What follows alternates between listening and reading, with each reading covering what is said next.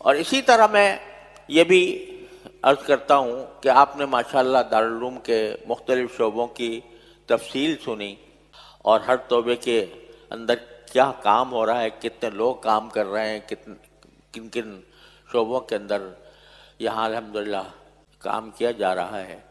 اس سے آپ کو دو سبق لینے چاہیے۔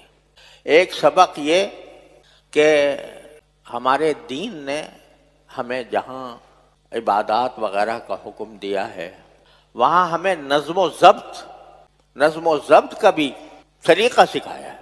تو یہ سارے کام جو آپ کو سنائے گئے مختلف شعبہ جات کے، یہ الحمدللہ ایک نظم و ضبط کے ساتھ ہو رہے ہیں، اور الحمدللہ یہ کہنے میں شاید مبالغہ نہیں ہوگا کہ ہر شعبے کا ایک خاص طریقہ ہے، اس کا انتظام ہے، اس کے مدارج ہیں، اس کے مطابق کام چل رہا ہے۔ طلبہ کو تو پتہ بھی نہیں چلتا کہ کس طریقے سے کام ہو رہا ہے، لیکن الحمدللہ یہ نظم و ضبط جو آپ نے یہاں پر دیکھا، اس کو اپنی زندگی کا محور بنائیں۔ جو کام ہو نظم و ضبط کے ساتھ ہو، للہیت کے ساتھ ہو، نظم و ضبط کے ساتھ ہو۔ پھر ایک یہ بھی آپ اس پر بھی غور فرمائیے کہ جتنے شعبہ جات آپ نے سنے، اور اس میں کتنا بڑا عملہ کام کر رہا ہے، اور الحمدللہ ہمارے ہاں عملے کی تنخواہوں کا معیار بھی الحمدللہ دوسری جگہ سے بہتر ہے۔ آپ اندازہ لگائیے کتنا خرچہ ہوتا ہوگا، یہ اتنے شعبے، اتنے عملے کے الفاظ، اتنے اساتذہ، اتنی معلمات، اتنے کارکن، اتنا اسٹاف، اتنا عملہ، اور مطبخ اور دارالاقامہ اور سب چیزیں۔ آپ ذرا ویسے ہی سوچیں کتنا ہوگا خرچہ اس کا۔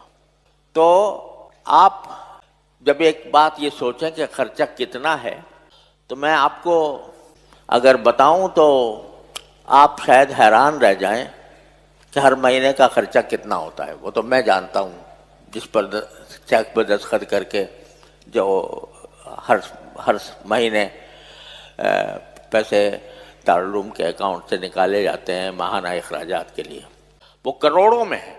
کوئی اگر پوچھے یہ کروڑوں روپے کہاں سے آ رہے ہیں، تو بخدا میرے پاس جواب نہیں ہے کہ کہاں سے آ رہے ہیں۔ میرے پاس جواب نہیں ہے کہ کہاں سے آ رہے ہیں۔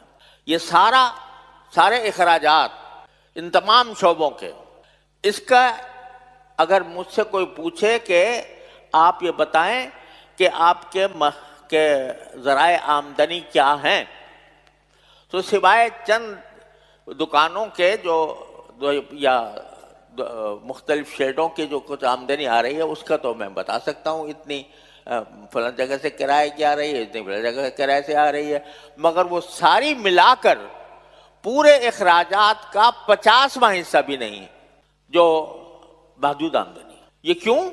اس لیے کہ حضرت محمد قاسم نانوتوی رحمۃ اللہ علیہ نے جو اصول ہشتگانہ مقرر فرمائے تھے، 8 اصول بتائے تھے دارالعلوم دیوبند کے قیام کے وقت میں، وہ 8 اصولوں میں سے ایک اصول یہ ہے کہ مدرسہ جب قائم کریں تو اس میں زیادہ کوشش یہ ہو کہ کوئی مستقل ذریعہ آمدنی نہ ہو، بلکہ اللہ کے بھروسے پر قائم کیا جائے۔ اللہ کے لیے ہوگا، اللہ کے بھروسے پر ہوگا، تو اللہ تبارک و تعالیٰ خود اس کا اسباب پیدا فرما دیں گے۔ میں اگر قسم کھا کر بھی کہوں تو انشاءاللہ خانس نہیں ہوں گا کہ کبھی کسی سے چندے کی اپیل ہم نے نہیں کی، کسی سے چندے کی اپیل ہم نے نہیں کی، نہ میں نے، نہ میرے پیشرو حضرت مولانا مفتی احمد رفیع عثمانی صاحب نے، نہ حضرت والد صاحب قدس اللہ تعالی سرہ نے کسی سے کہا ہو کہ بھائی اس کام کے لیے آپ پیسے دے دیں، کبھی نہیں کی۔ نہ شخصی اپیل، نہ عمومی اپیل ہم نے نہیں کی، اور اللہ تعالیٰ نے اپنے فضل و کرم سے یہ نظام جاری کر دیا۔ لوگ حیران ہیں، لوگ پوچھتے ہیں، اور خاص طور سے آج لوگ جو مدارس کے پیچھے پڑے ہوئے ہیں، تمہارے پاس پیسہ کہاں سے آتا ہے؟ تو اللہ تعالیٰ کے فضل و کرم سے آ رہا ہے، اور اس لیے آ رہا ہے کہ ہمارے والد ماجد بانی دارالعلوم رحمۃ اللہ علیہ جب تعمیرات کا کام شروع ہوا تو تعمیرات کے اندر پیسے بہت چاہیے تھے. والد صاحب نے فرمایا جتنے پیسے ہیں اتنی پڑا بنا لو. ایک موقع پر موقع ایسا آیا کہ تعمیر کے لیے مزید پیسے نہیں تھے. ناظم تعمیرات نے کہا جی بس اب پیسے نہیں ہیں آگے. والد صاحب نے کہا نہیں ہے تو روک دو, ختم. ہمارے کے ذمہ کوئی فرض عین نہیں ہے کہ ہم اس کو جاری رکھیں کسی طرح بھی, چندہ مانگ کر دوسرے لوگوں سے اپیل کر کے ہمارے ذمہ نہیں ہے. جتنا ہو گیا, اب اور جب اللہ تعالیٰ دے گا تو اور بنا لیں گے. اللہ کا کرنا ایسا ہوا, اس کے کچھ دنوں کے بعد ایک صاحب آ گئے, انہوں نے کہا جی میں ریاض سے آیا ہوں اور مجھے کچھ دل چاہ رہا ہے صدقہ جاریہ میں پیسے لگانے کا, تو وہ صدقہ جاریہ میں پیسے لگانے کے لیے آپ بتا دیں. وہ والد صاحب نے بتا دیا کہ یہ ایسا ہے, اگر اب لگانا چاہے لگا دو. یہ جو آپ کو تعمیرات اتنی نظر آ رہی ہیں دارالعلوم کی, بعض لوگ, افسوس ہے کہ بدگمانی کی بنا پر یہ جملہ بھی میرے کان میں پڑا بعض لوگوں کی طرف سے کہ ان کے بینکوں سے تعلقات ہیں, لہذا انہوں نے بینکوں کی آمدنی ہے اس سے یہ انہوں نے تعمیرات کھڑی کر لی ہیں. میں آپ سے اگر یہ حلفاً کہوں تو حانث نہیں ہوں گا کہ کسی بینک سے ایک پیسہ ہم نے وصول نہیں کیا کسی تعمیر کے لیے. ایک عمارت دارالعلوم کی, وہ بعض اوقات پوری عمارت ایک آدمی کی. یہ دارالاقامہ اتنا بڑا جو آپ کو نظر آ رہا ہے, یہ مل کر زیادہ سب ملا کر 3 آدمیوں کی ہوگی. 3 آدمیوں نے بنایا. دارالحدیث جو آپ کو نظر آ رہا ہے ایک آدمی نے بنایا. دارالقرآن جو نظر آ رہا ہے ایک آدمی نے بنایا. تو جو یہ سارا کچھ اللہ تبارک و تعالیٰ کے فضل و کرم سے ہو رہا ہے, اس اصول ہرشگانہ جو حضرت نانوتوی رحمۃ اللہ نے مقرر فرمائے تھے, ان اصول ہرشگانہ پر اللہ نے عمل کی توفیق عطا فرمائی, اللہ تعالیٰ نے یہ برکت عطا فرما دی.